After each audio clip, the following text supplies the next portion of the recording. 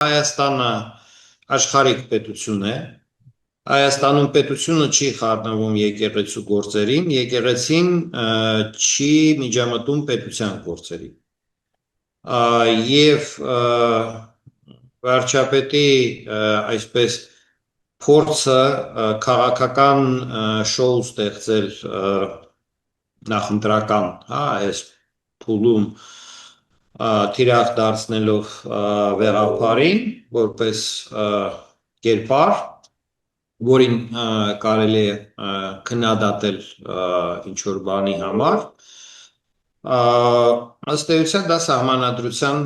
նաև այդ կանոնից դուրս է, այսինքն վարչապետը իրավունք չուներ ման քայլեր անել, այդ ամեն ինչի մասին արդեն բազմից խոսվել է եւ ավելի ճիշտ է մենք փորձենք հասկանալ այդ քաղաքական տեխնոլոգիան, որը որ Փաշինյանը եւ իր միգուցե PR թիմը փորձում են